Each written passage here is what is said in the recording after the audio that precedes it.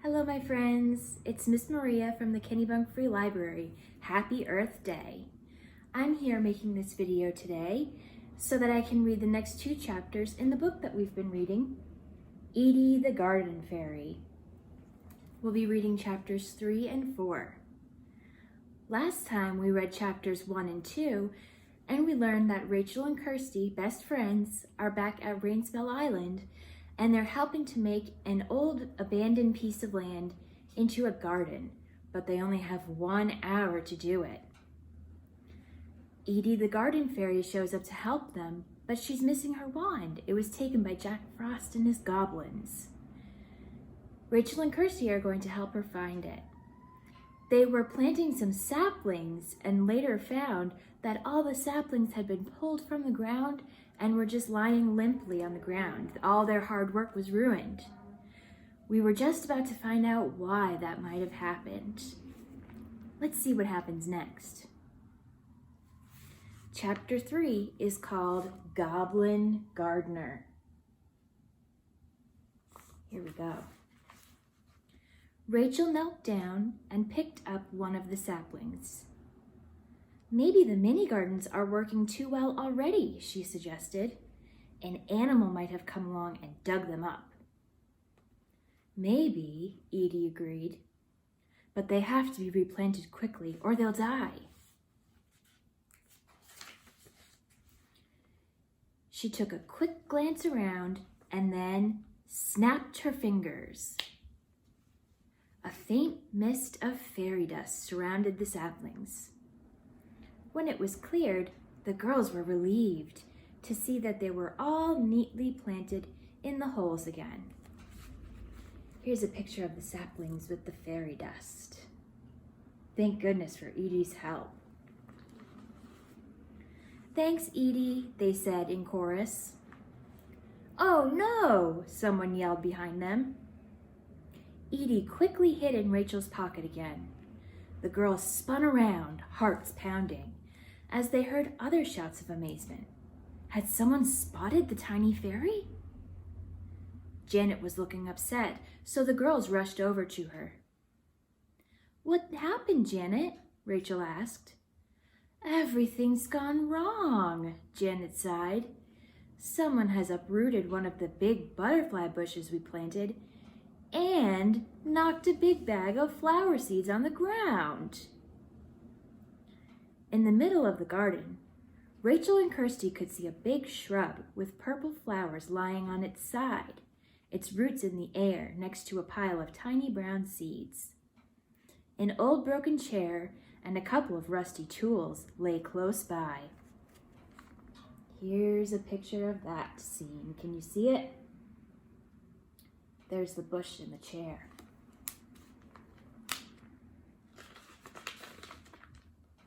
And someone's moving all the junk around too. Janet rubbed her forehead in frustration. Those things were in the trash pile, and now they're back in the garden. At this rate, we'll never be finished in time for the mayor's visit. We can't let that happen, Rachel, Kirsty whispered to her friend. We'll have to work much faster, everyone, Janet called.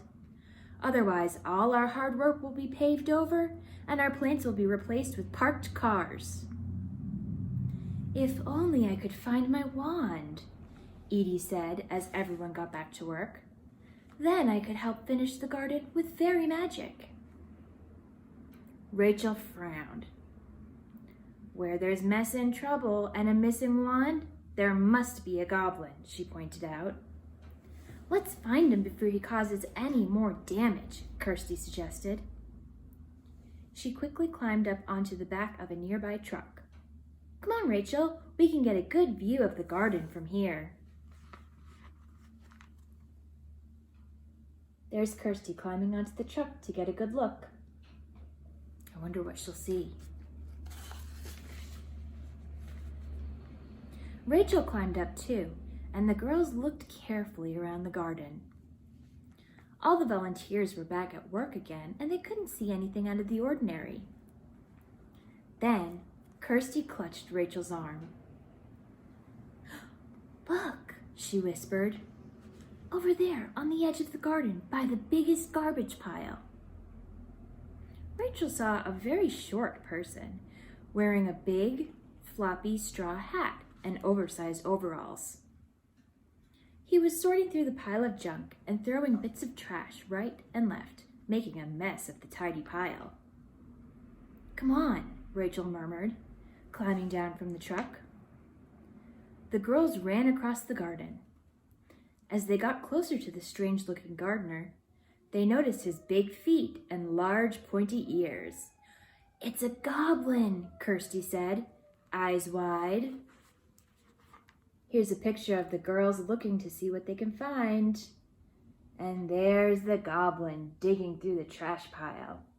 What a mess. That was the end of chapter 3. Chapter 4 is called Ribbon of Sparkles. And here's the picture. Ribbon of Sparkles, that sounds beautiful. Let's see what happens. "Hurry, girls," Edie urged them. Rachel and Kirsty dashed up to the goblin. Luckily, he was standing pretty far away from the other volunteers, and no one had noticed him. "Where's Edie's wand?" Rachel demanded, as she and Kirsty cornered the goblin. "We'd like it back, please." The goblin shrieked in surprise. Then he scowled fiercely as Edie fluttered out of Rachel's pocket. "Pesky girls," he muttered, "and a pesky fairy, too. Well, I wouldn't give you the wand, even if I had it." "What do you mean?" Kirsty asked. The goblin shrugged. "I lost it in all the mess I made," he muttered sheepishly. The girls and Edie glanced at each other in dismay. "The wand could be anywhere," Kirsty groaned. Here's the goblin in his gardening hat, shrugging his shoulders. "Why are you trying to undo all our good work?" Rachel asked the goblin. "This place is supposed to be green, isn't it?" the goblin asked. "And considering I'm the only thing that's truly green around here, I get to decide what goes on." He folded his arms and stared stubbornly at Edie and the girls. "And I like the sound of a nice, smooth parking lot where I'll be able to roller skate." Here's a picture of the goblin crossing his arms. Edie sighed. "My wand changes itself to fit the person who used it last, so it'll be goblin size now," she told the girls. "That means it will be easier to spot. But we have to find it quickly before it falls into human hands. I don't know what will happen then." "I'm going to find the wand first," the goblin insisted, and he began pulling the junk pile apart. "I know I saw it when I was scattering the trash around the garden," the goblin mumbled to himself, picking up a battered old radio. He pushed a button and music began to play. The goblin looked puzzled. "Why was this thrown away?" he asked. There's the goblin looking at the radio.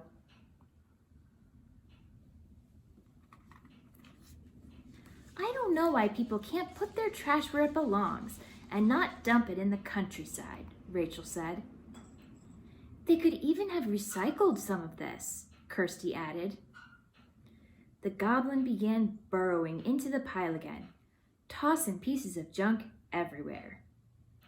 Edie and the girls glared at him. Here he is, tossing the junk everywhere.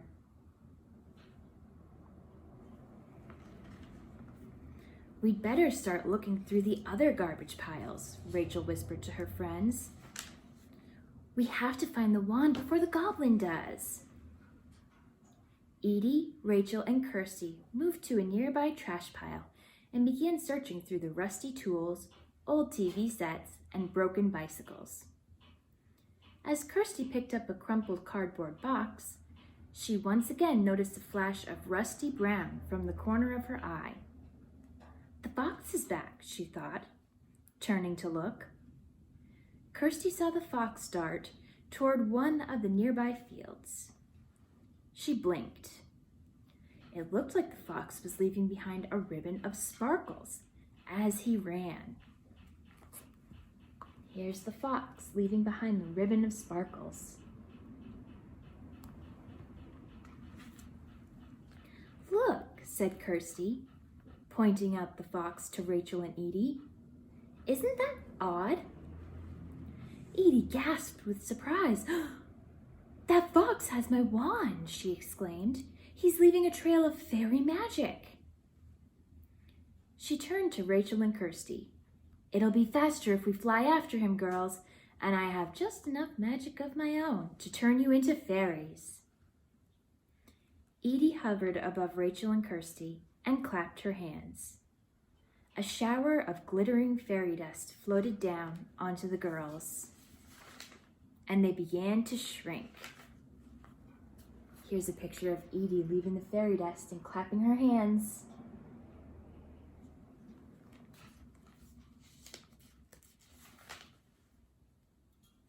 Meanwhile, shimmering fairy wings appeared on the girls' shoulders. "Quick, we can't let him get away," Edie whispered, so that the goblin couldn't hear. The three friends rose into the air and flew after the fox, who was now bounding across the field. "Don't lose sight of him," Kirsty panted as they zoomed through the air. Rachel glanced down and cried in dismay. "The goblin's following us," she called. "He figured out that we know where the wand is." Here are the fairies flying through the air after the fox, and way, way over on the side, very small, you can see the goblin watching from the bushes. And that's the end of chapter 4. Thanks for listening to that with me. I'm enjoying the story so far. I hope that you are too. On Friday, we'll read the last 2 chapters. Now, if you heard some funny noises during that video, my cat Lainey was scratching on the wall a little bit, so that's the noise that you heard. I hope you have a wonderful rest of your day. Happy Earth Day. And I will see you on Friday for the next 2 chapters, the conclusion of our book. Bye-bye.